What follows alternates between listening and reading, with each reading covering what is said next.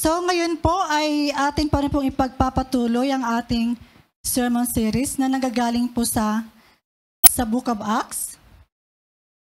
Ang Book of Acts po ay sinulat po ni Luke.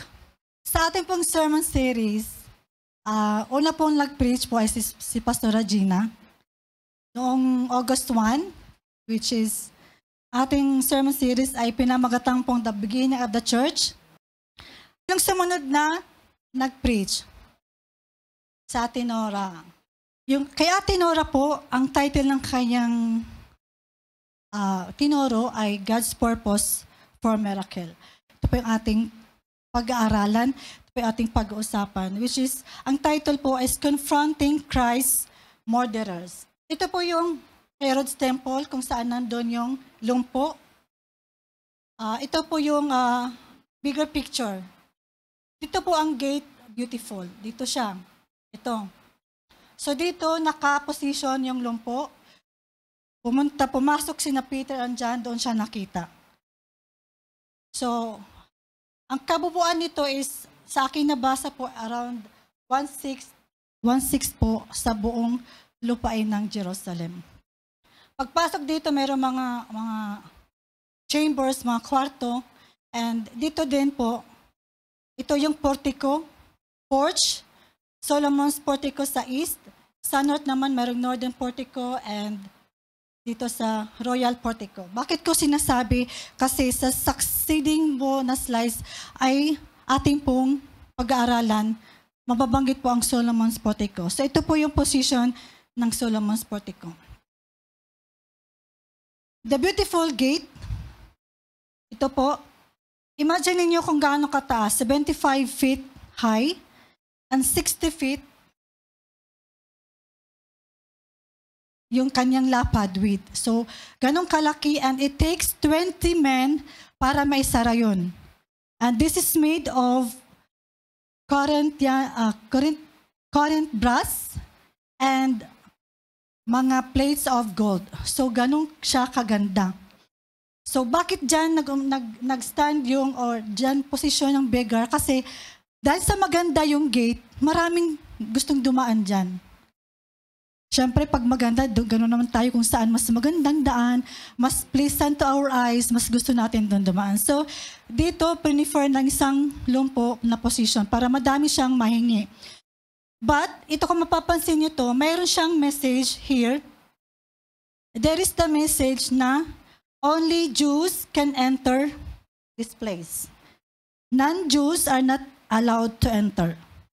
Otherwise, they will be killed. Okay, so meron siyang ganitong meron siyang warning or babala.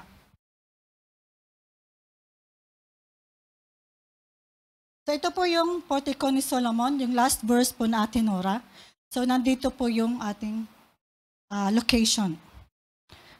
Kung gaano kataas yung mga yung egeto, haligi. Ganyang kataas at ganong kalaki. Siguro hindi mo yan mayayakap. Ganon. Di ba napakaganda siguro nito, no? If we were there, we can really appreciate the beauty of this temple. So tayo po tumayo. Basahin po natin ng sama-sama ang ating text for today. And may I ask, ang Bible? Okay. I would like to ask Brother Brian to just follow with us by opening our English Bible. We will be reading the book of Acts, chapter 3, 12 to 26. You are there now? Okay. Acts chapter 3, verses 12 to 26. Verses 12, nang makita ito ni Pedro,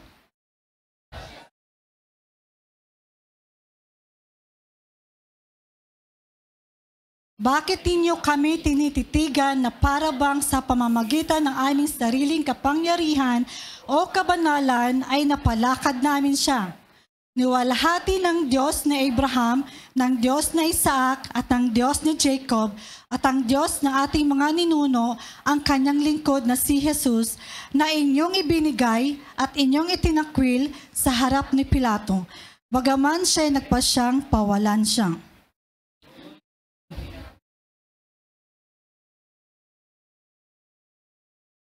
Ang isang mamamatay tao.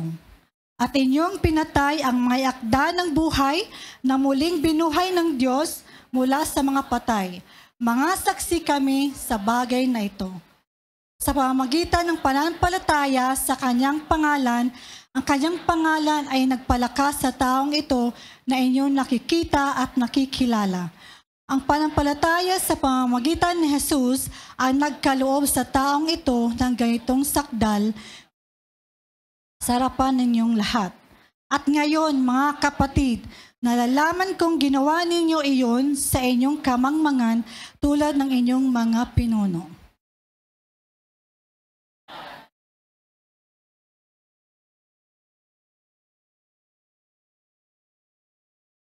Na ang kanyang Kristo ay magdurusa. Kaya nga magsisi kayo at magbalik loob upang mapawi ang inyong mga kasalanan. Unang ay dumating mula sa harapan ng Panginoon at upang kanyang suguin ng Kristo na itinaga sa inyo si Jesus. Hanggang sa mga panahon ng pagpapanumbalik ng lahat ng mga bagay na sinabi ng Diyos nung una,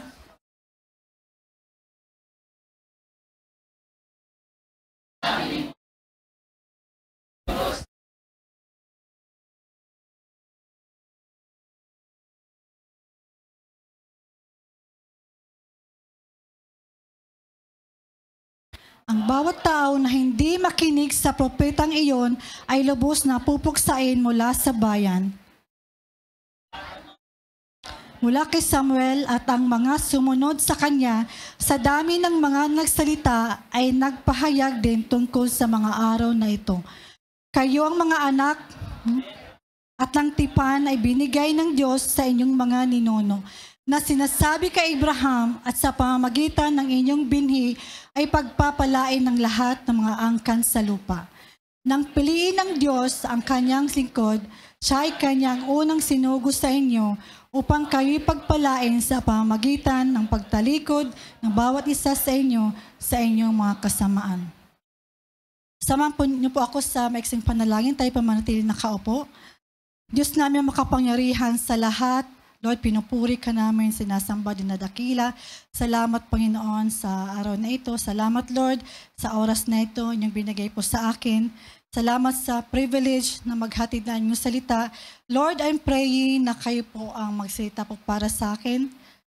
Tulungan niyo po ako, Panginoon, na mabanggit ko lamang kung anong katotohanan. Help me, Lord, na hindi po mabanggit ang hindi nararapat. Kayo lamang po ang maluwalhati, Panginoon. Give power to your word. Lord, anong message mo sa bawat isa, touch the heart of each and everyone, Panginoon. And I'm praying, Lord, ng bawat isa nandito ngayon sa bulwagan na ito, maging sa online, Lord, give us the focus. Remove any distraction so that po ang aming focus ay nasa inyo lamang po, na walang makakagambala po sa amin. Yung aming mga tenga, yung aming mga mata, yung aming kaisipan ay nakatutok lamang po sa inyong salita. And anumang po aming matutunan sa umagang ito, Lord, give us the courage to do thy will sa aming mga buhay. Salamat po, Ama. Ito po ang aming samot-dalangin sa pangalan ni Jesus.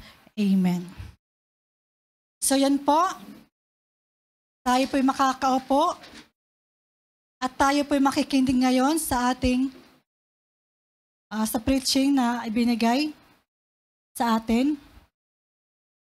So sabi ko kanina, ang pamagat po ay confronting Christ murderers. Meron palang mga murderers, no?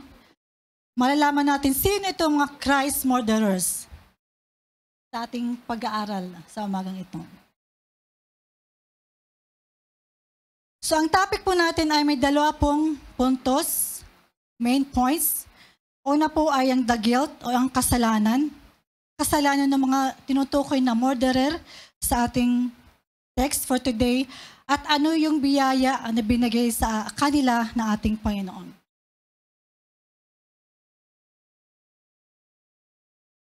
So ito po yung ating unang verse sa Acts 3 verses 12. Nang makita ito ni Pedro, nagsalita siya sa mga tao, kayo mga Israelita, bakit nyo ito kinamangha? Bakit ninyo kami tinititigan na para bang sa pamagitan ng aming sariling kapangyarihan o kabanalan ay napalakad namin siya? So kung ating pong isipin, nagkaroon ng healing yung layman. Di po ba? Nakita siya ng mga tao. Siyempre yung mga tao ay regular na po silang pupunta sa templo upang mag-worship, upang magbigay ng kanilang mga sacrifices. So every day, every time na pumunta sa templo, kilala nila yung lumpo. Since nakita nila yung lumpo na naglulukso, sa kanyang tuwa, nagsisigaw siguro. So, lumapit sila. Hala, bakit nakakatayo na siya, nakakalakad na siya? So, na-amaze sila. Kaya sinabi dito, kaya tinanong sila ni Pedro, bakit kayo namangha? So, mayroon dalawang kasagutan dito na sa ating text. Bakit ninyo ito ikinamangha? Tanong ni Pedro. Ito yung tanong na hindi niya inaantay yung sagot. Bakit siya nagtanong? Bakit niyo ito kinamangha? Kung ang kasunod nun na line ni Pedro, di nga ba narinig niyo dati si Jesus nung nandito pa sa mundo, hindi pa siya umakyat sa langit, narinig niyo siya na nagpipreach, nagtuturo. Nakita niyo yung kanyang ginawang mga kamangha-mangha. Mayroon siyang napagaling. Mayroon siyang napalayas na mga espiritu, bad spirits. The miracles of the Lord. All of those ay na-witness na mga Israelites. Kaya nagtanong si Pedro, bakit kayo namamangha na para bang hindi nyo alam? Hindi nyo ba alam na si Kristo ang nagpagaling sa kanya? So, pangalawang tanong ni Pedro, bakit nyo kami tinititigan? Ito ba'y galing sa amin, sa akin, na nagpagaling? Napagaling ko ba siya dahil sa sarili kong gawa? Dahil sa sarili kong kakayanan? Tingnan mo kami, kumbaga sabihin ni Pedro, ordinary people lang kami. Anong trabaho niya? Mangingisda. He is there to preach the word of the Lord. And he was one of the apostles of the Lord, yung mga tagasunod ni Kristo. So, ang nangyaring healing ay hindi galing sa amin, hindi galing sa akin, kundi sa ating buhay na Diyos, kay Jesus Christ. So, ito yung katanungan ni Pedro sa kanila. Sa next verse po natin, niluwalhati ng Diyos na Abraham, ng Diyos na Isaac, at ng Diyos ni Jacob, at ng Diyos ang ating mga ninuno, ang kanyang lingkod na si Jesus, na inyong binigay at inyong itinakwil sa harap ni Pilato, bagaman siya nagpasyang pakawalan siya. So bakit kayo, sabi ni Pedro sa mga Israelites, bakit kayo namangha? Hindi nyo ba alam na ang Diyos na Abraham, ang Diyos ni Isaac at Diyos ni Jacob, Diyos ninyo, Diyos nating lahat. Isa ang Diyos natin na tinutukoy dito. At sabi niya, siya ang Diyos na inyong itinakwil. Itinakwil ng mga Israelites, ang Diyos ni Jacob, ang Diyos ni Abraham, ang Diyos ni Isaac, ang Diyos ni Jacob. Makikita natin dito gaano kabigat yung ginawang kasalanan ng mga Israelites. Kung ikaw ang pagsasabihan, ikaw, itinakwil mo ang Diyos ng lahat, anong maramdam natin? Yung sobrang guilt na ating maramdaman. Sinabi ni Pilate sa time na yon, walang kasalanan ang taong ito. Hindi siya dapat parusahan. Pero, ang sabi ng mga Israelites, hindi, parusahan siya. Ikulong siya, parusahan siya. So, si Pilato, na siyang governor that time, ay nakinig naman sa mga sinabi ng mga Israelites. So anong nangyari? Nakulong si Jesus at naparusahan. Sinundan pa ni Peter, ngunit inyong itinakwil ang banal at matuwid. Sinong tinutukoy dito? Ang ating Panginoong Hesus. Ngunit inyong tinakwil ang Panginoong Hesus at inyong hininging ipagkaloob sa inyo ang isang mamamatay tao. So mas ginusto pa ng mga Israelites na pakawalan yung kriminal. Tingnan po natin gaano kahangal ang ginawa ng mga Israelites that time. Gaano sila kamangmang. Itinakwil nyo na at inyong pang pinatay. Sa verse 15, inyong pinatay ang may akda ng buhay. Si Jesus po ang may akda ng buhay. Siya ang nagbibigay buhay. Siya ang nagbigay buhay at nagbibigay buhay sa ating lahat. Gaano kabigat yun na ang nagbigay ng buhay, ang nagbibigay ng buhay ay kanilang pinapatay. Ngunit, namatay man si Jesus Christ, siya po ay nabuhay muli, binuhay siya muli on the third day. At nasaksihan po iyon ng mga apostles. Mga saksi kami dito. So hindi na makapag-deny itong mga Israelites dahil sina Pedro mismo, saksi sila sa ginawa ng mga Israelites nung time na yon. So tinakwil na, pinapatay pa. So ito yung mga ginawa ng mga Israelites. Ito yung mga Israelites na hindi na-convert. Di ba? Sinasabi ko kanina, may 3,000 na na-convert. After Peter preached, may 3,000 na na-convert. So ito yung hindi mga na-convert. Dito sila nabilong. Sila yung nagtakwil, sila yung nagpapatay sa ating Panginoong Hesus. Verse 16, ang pananampalataya sa pangalan ni Jesus ay siya nagpalakas sa taong ito at inyong nakikita at nakilala. Ibig sabihin nito ni Peter, sinasabi ni Peter, di po ba namangha sila? Kasi napagaling nila yung lumpo. At sinabi ni Peter, hindi dahil sa akin, hindi dahil sa amin, kundi dahil sa ating Panginoong Hesus. At sinasabi yan dito sa verse 16, ang pananampalataya sa pangalan ni Jesus. Yung lumpo, nagkaroon pa ng pananampalataya sa ating Panginoon Hesus, kaya siya gumaling. Paano siya nagkaroon ng pananampalataya? Faith. Hindi siya nakakalakad. Paano niya narinig? Faith comes from hearing the Word of God. So hindi ka magkakaroon ng pananampalataya kung hindi ka nakadinig. So paano narinig ngayon ng lumpo na lagi siya nandun sa gate ng pangalan ay Beautiful? Kung ating pong i-analyze, ang lumpo po ay dinadala sa gate ng templo doon sa Beautiful. Ibig sabihin, nakatira siya sa labas nun. So that time, very famous po ang ating Panginoong Hesus. Hindi man siya nakakalabas, pero nakakarinig na siya sa mga nagawa ng ating Panginoon. So kahit hindi niya nakikita si Jesus, siya ay nagkaroon ng pananampalataya. Siguro dinisar niya na sana pumunta si Jesus, gaya nung 12 years na nag-bleed na woman, 12 years siyang dinuduko, marami na siyang napuntahang doktor. But because of faith, sabi niya, mahawakan ko lang ang laylayan ng damit ni Jesus Christ, ako ay gagaling. Hinawakan na yung laylayan, ito yung laylayan ng kanyang damit ni Jesus. Ganito din po ang lumpo. Dahil sa kanyang pananampalataya, siya po ay lumakas, siya po ay nakalakad, at nag-rejoice siya, nagpuri sa ating Panginoon.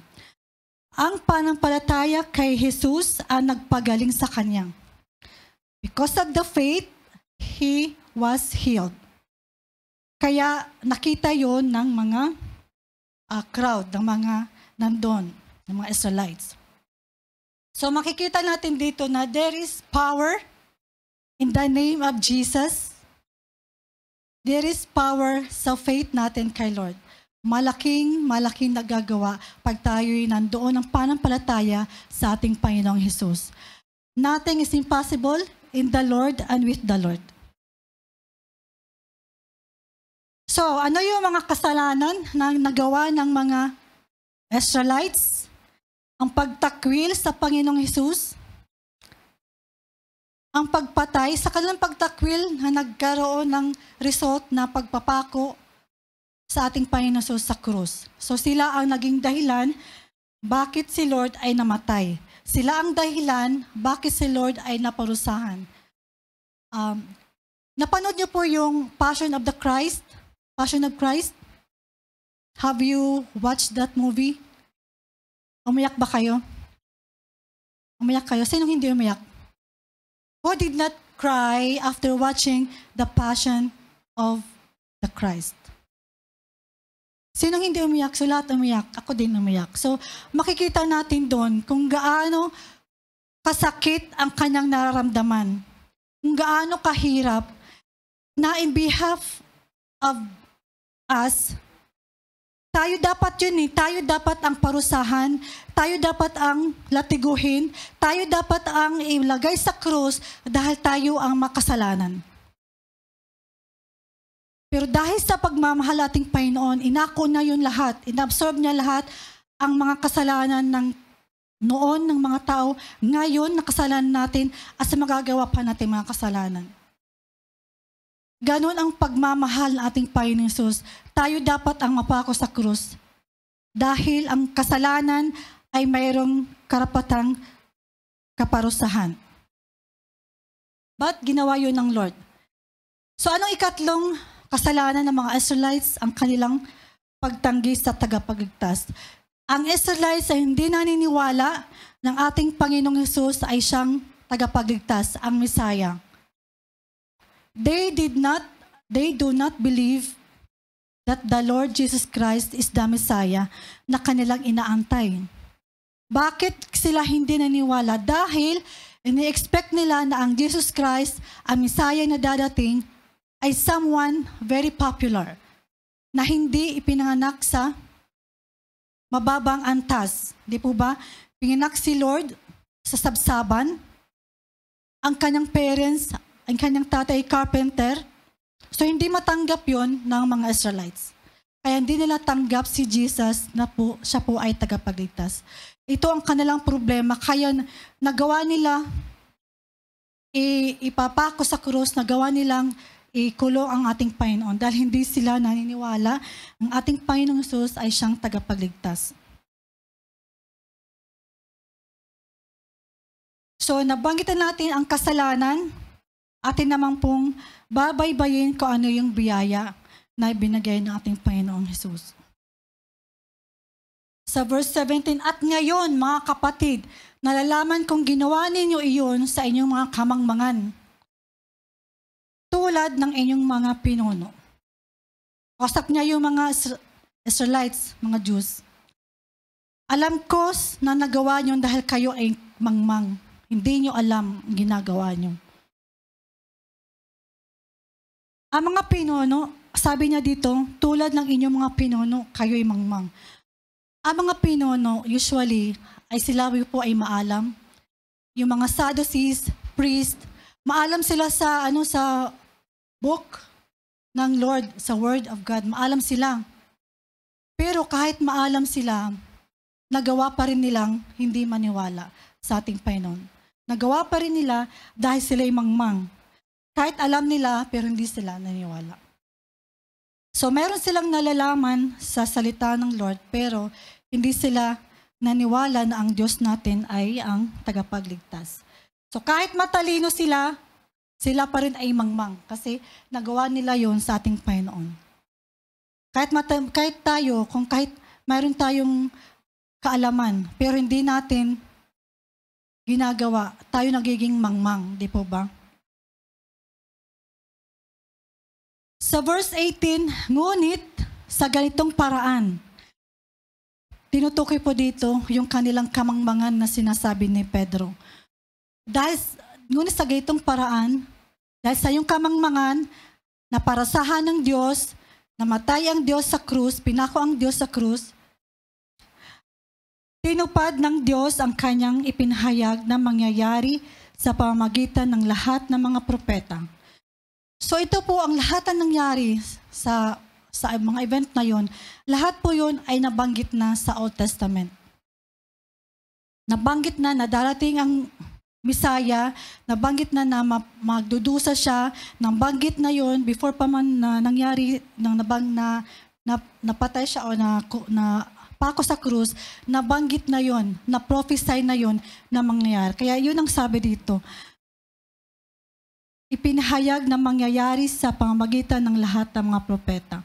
Lahat ng mga propeta. Sino ba ang mga propeta? Ito yung mga ginamit ng Diyos na maghahatid, na meron silang direct communication with our God, na sila naman po ay naghahatid ng salita ng Lord sa mga tao. Gaya na Abraham, di po ba siya? At marami pang mga prophets na nabanggit. So lahat ng prophets sa Bible, iisa ang sinasabi, na ang kanyang Kristo ay magdurusa. So nabanggit na ito ng lahat. Bago pa man si Lord dinakip, bago pa man si Lord napako, nagdusa sa krus, namatay, ay nabagit na po lahat yun ng mga prophets. So the men of Israel nailed the one true God on the cross. It was sinful, it was wicked, it was heinous. Yung po ay makasalanan, okay? Napakasama ang kanilang ginawa sa pagpapako kay Lord. Kasuklam-suklam ang kanilang ginawa. Ignorante dahil sila po ay mangmang, hindi nila alam. But all was within the plans of God. It was already planned to redeem us all, to redeem the Israelites first to the Jews and then to the non-Jews, the Gentiles, at tayo yun. It was in the plan of God. In spite of what the Israelites did, God's plan was perfectly fulfilled. So napangyari po lahat ang sinabi at ang plano ng ating Panginoon. Na si Lord ay pupunta sa langit, mabubuhay, mamamatay, magre-resurrect. Lahat po yun ay nakaplano. Sa verse 19, kaya nga magsisi kayo. Kaya nga, may ini-stress ni Peter, binigyan niya ng diin dahil sa laki na yung kasalanan, napakasama yung kasalanan yung ginawa, dahil sa kasuklam-suklam ng inyong ginawa, kaya nga ay magsisi kayo at magbalik loob upang mapawi ang inyong mga kasalanan. Magsisi kayo at magbalik loob. Hingin ang inyong mga kasalanan, sabi ni Pedro sa mga Israelites, at bumalik kayo sa Panginoon upang mapawi ang mga kasalanan. Ang kasalanan po ay hindi mabubura, ay hindi mapapatawad kung tayo po ay hindi magsisisi. In English po, repentance. Ano po bang repentance? Ito yung paghingi ng kapatawaran at pagtalikod sa kasalanan. At to move forward toward the Lord, toward Jesus Christ. Ito yung repentance na sinasabi. Upang mabura yung kasalanan, upang ang mga panahon ng kaginhawaan ay dumating mula sa harapan ng ating Panginoon. At upang kanyang suguin ng Kristo na italaga sa inyo na si Jesus Christ. So ang lahat ng ito ay hindi mapapangyari kung hindi magsisisi at magbabalik loob sa ating Panginoon. Kaya ginamit ang word na upang. So that, ibig sabihin, referring to dito, hindi mapangyayari to kung hindi muna magsisisi sila. Then, siya'y dapat manatili sa langit hanggang sa mga panahon na magpapanumbalik ng lahat ng mga bagay. Anong panumbalik? Yung magsisi. So hanggat hindi nagsisisi ang mga Israelites, siya'y mananatili sa langit. Na sinabi ng Diyos nung una sa pamamagitan ng bibig ng kanyang mga banal na propeta. Again, lahat po ng ito ay nabanggit na ng mga naunang mga prophets. So, hindi dadating ang Panginoon kung hindi sila magsisisi. At ang kasalanan ay hindi mabubura, hindi mapapatawad kung hindi tayo hihingi ng ating mga kasalanan.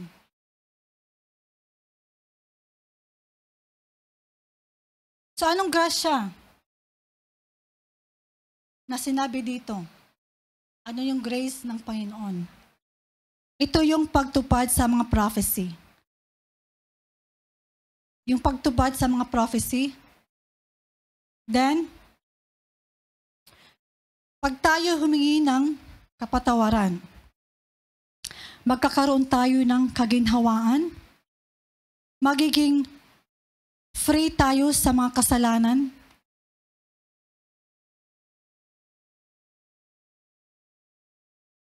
at ang biyaya ng Lord ay nagpapaalala na tayo ay magsisi, na sila ay magsisi sa kanilang ginawa, at tayo man din ay ipinapaalala ng Panginoon na tayo ay magsisi sa ating mga kasalanan. We all fall short in the glory of God. Lahat tayo nagkakasala. Lahat tayo nagkakamali, walang exempted. At lahat ng pagkakamali, bawat pagkakasala natin, dapat ay ating ihingi ng tawad sa ating Panginoon. At ito yung message ng Lord sa ating lahat. Hindi lang sa mga Israelites. Ito din po ay patungkol sa atin na tayo ay dapat na magsisi.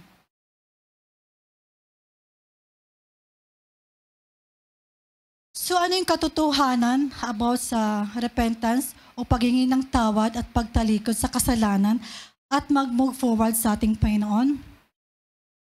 Sabi ko kanina, ang kasalanan ay patatawarin only if we will ask forgiveness.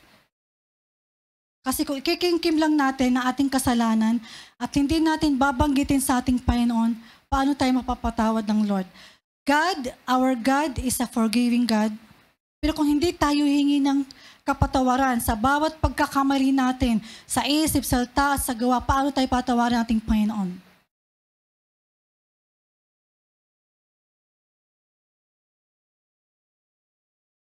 Darating ang kaharian. Doon sa Genesis, kay na Adan at Eve, nung sila po ay sumuway sa ating Panginoon, sanabihan po si Adan and Eve sa Book of Genesis na pwede niyong kainin lahat ng prutas, pero wag itong prutas na to. The fruit of knowledge, yung prutas na nagbibigay ng idea kung ano yung tama at mali. Sinuway yun ng ating mga ninuno na si Adam and Eve.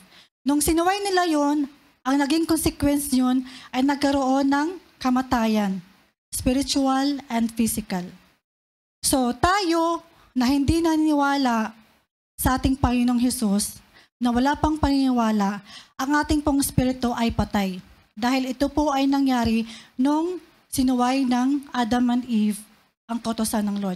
Kagaya ng sabi kanina, after na mag-repent ang mga Israelites, babalik ng Mesias. Ito po ay tinutukoy yung second coming ng ating Lord Jesus Christ. Dadating si Lord dito muli sa mundo to judge the living and the dead. So ito yung sinasabi, ang babalik ang Mesias.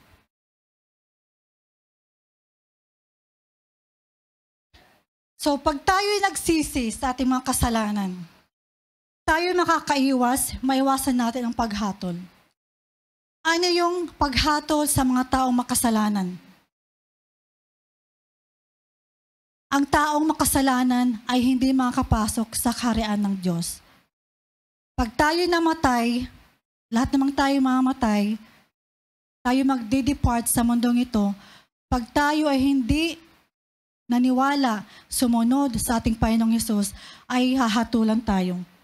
At ano yung hatol dyan? Nabanggit din sa Bible. After nating mamatay, ang kasunod ay judgment. So wala nang chance. At ang kaparusahan noon ay mapupunta tayo sa impyerno. We will all go to hell if we will not accept, believe, and follow our Lord Jesus Christ. tanggapin siya na siya po ang ating Panginoon at tanging tagapagligtas.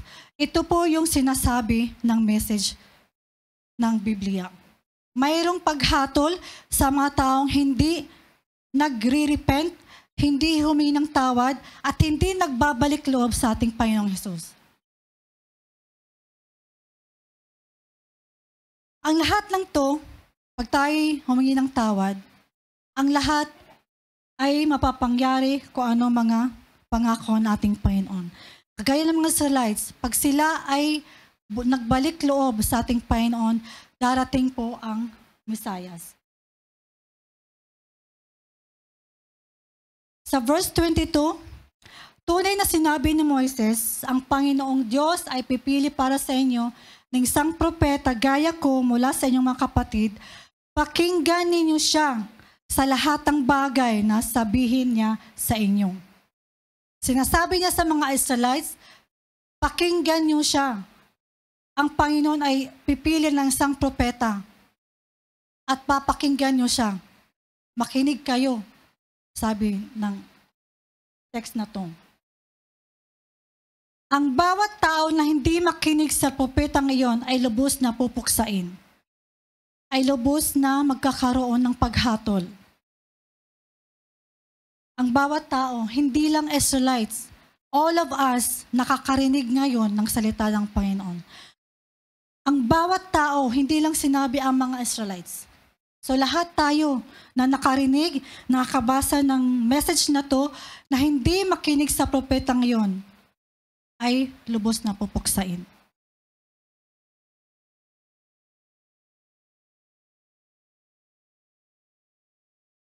At ang lahat ng mga propeta mula kay Samuel at ang mga sumunod sa kanya, sa dami ng mga nagsalita, ay nagpahayag din tungkol sa mga araw na ito.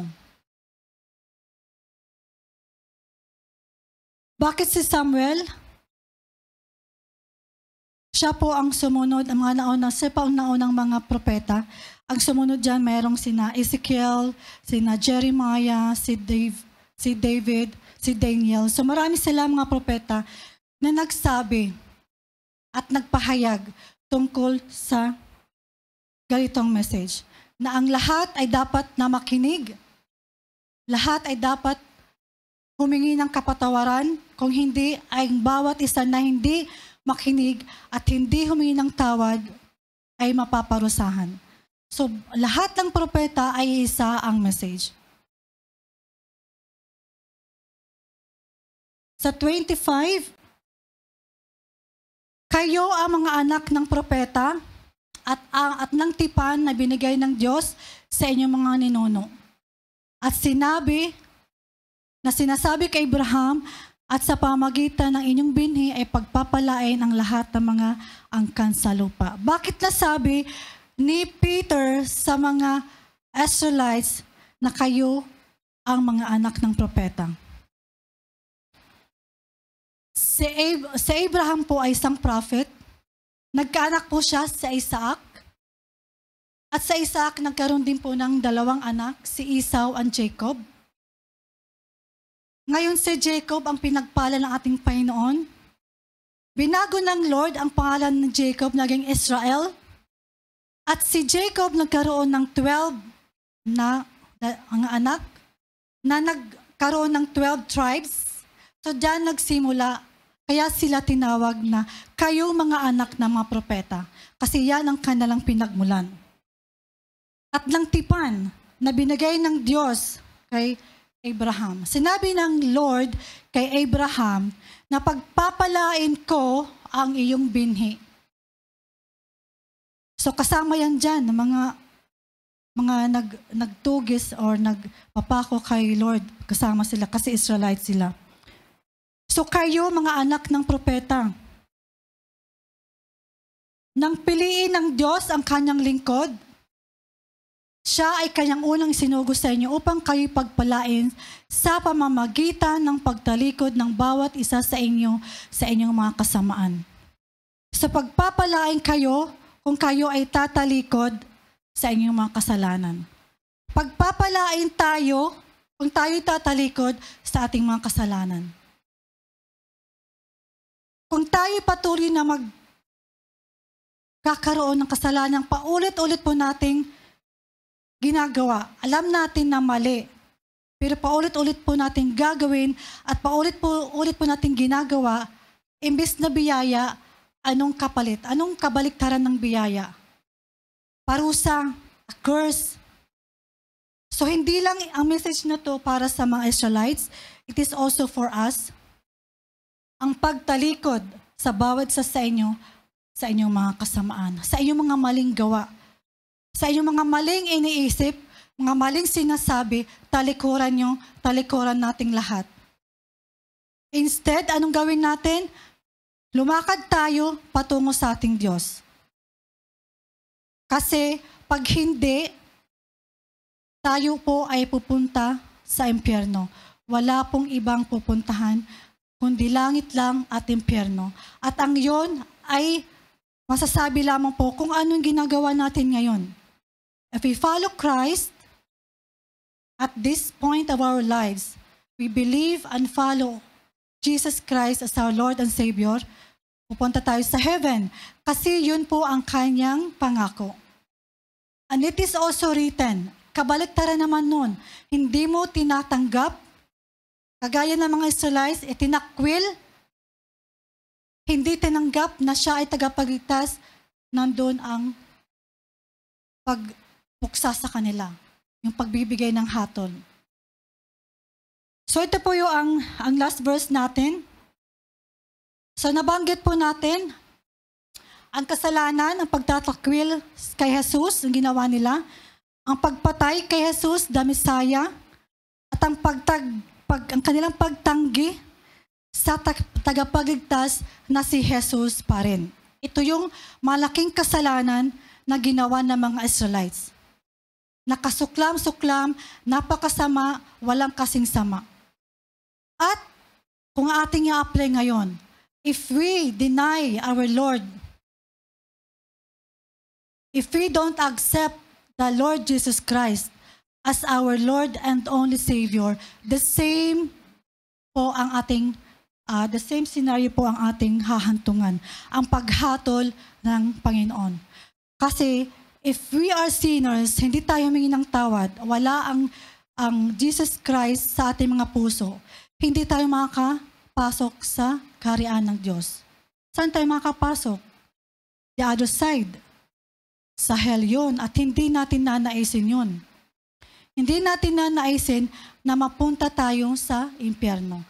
Kasi pag dumating ang panahon na yun, wala nang balikan. Wala nang break. Nandun na tayo forever. Pag sa langit naman tayo napunta, wala ding wala nang, hindi ka na mapupunta pa sa hell kasi nandun ka na.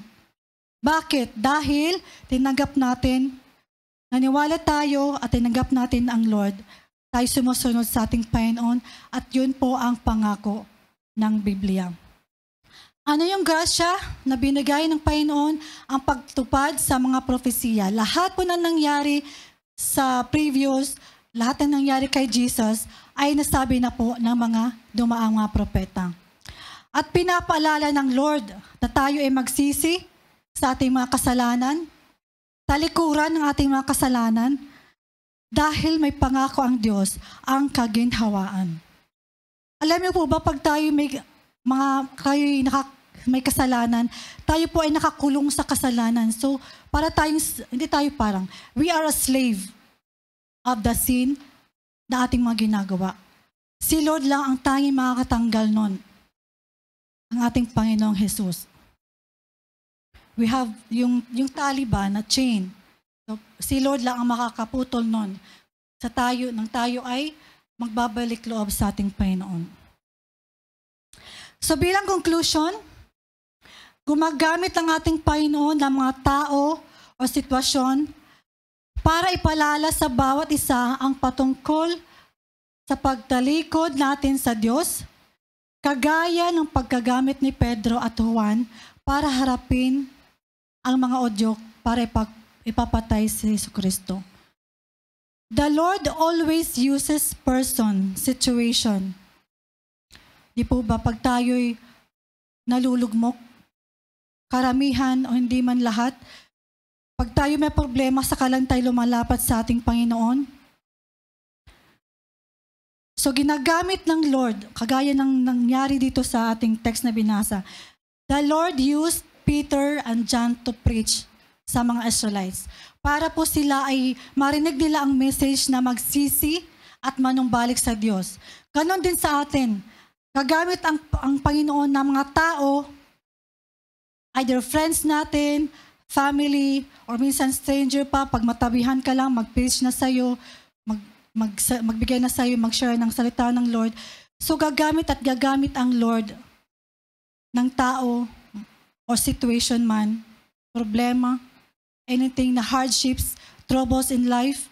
God uses all those para tayo bumalik kasi nakakalimot tayo Ang tao pag nahihirapan, doon lang nakakaalala, lumapit sa ating Panginoon.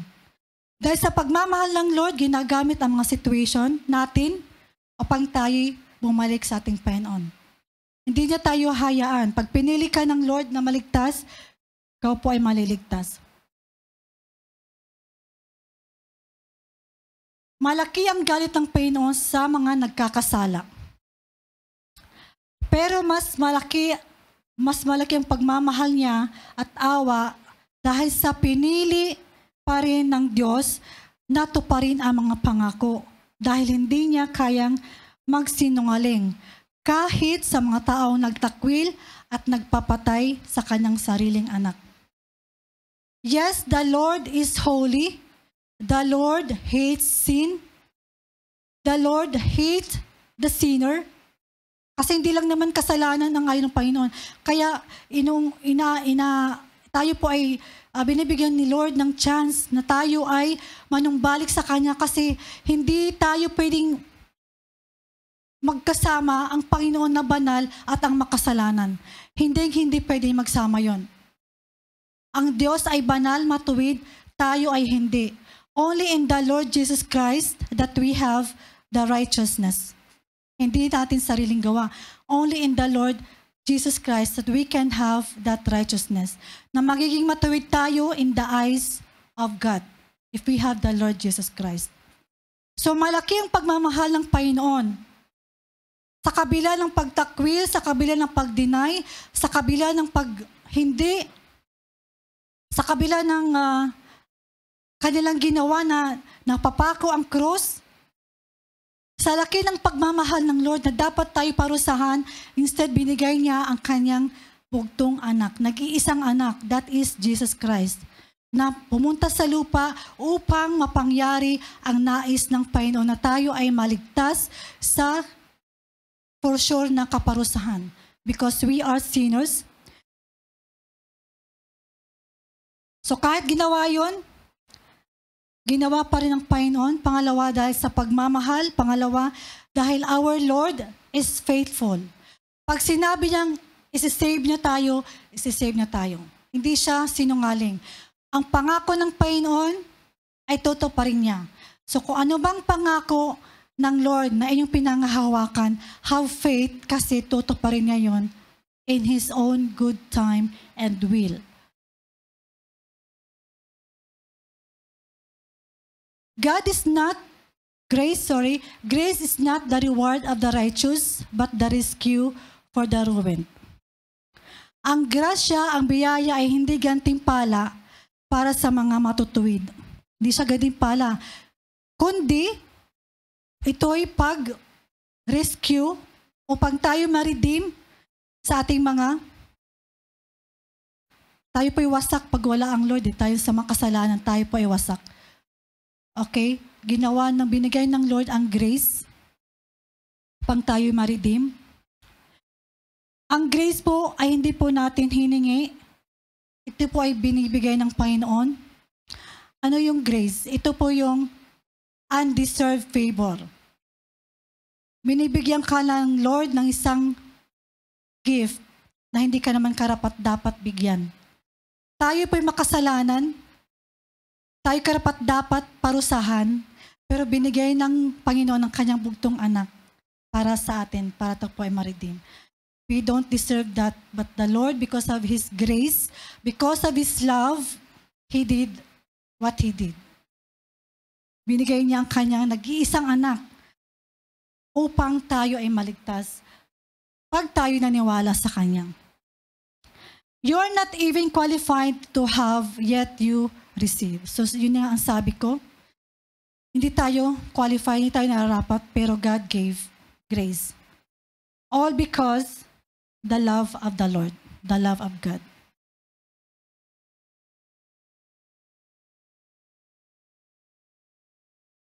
Justice demands penalty, but grace steps in with pardon. Not because the law changed, but because God did.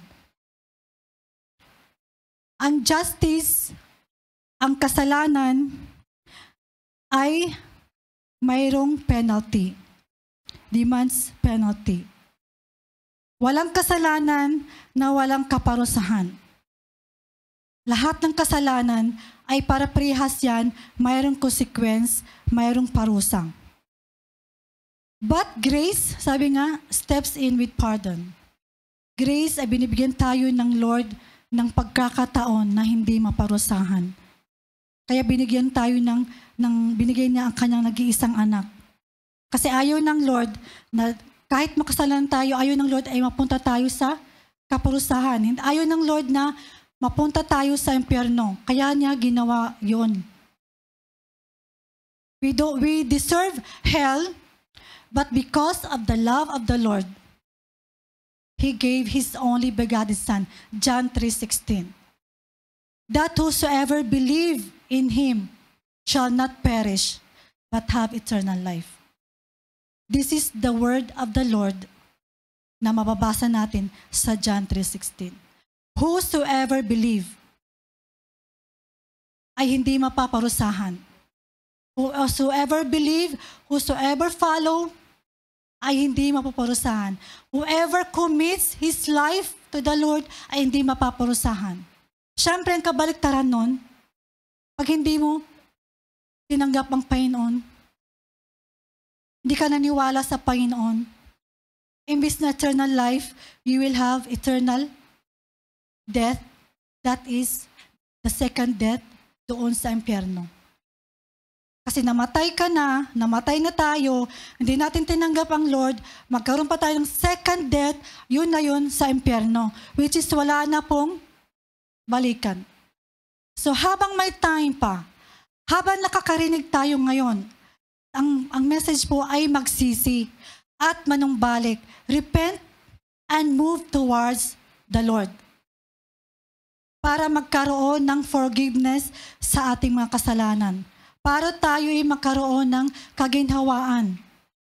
Para tayo makapasok sa langit. Yun naman ang gusto natin, di po ba? Sinong gusto pumasok sa hell? Wala. So alam natin, sinabi na ng Lord sa atin kung anong dapat nating gawin. Huwag tayong gumaya sa mga Israelites na maging mangmang. Kahit narinig rin natin, but we do not believe. Yun po ay kamangmangan, kahangalan sa ating Panginoon. So yan po.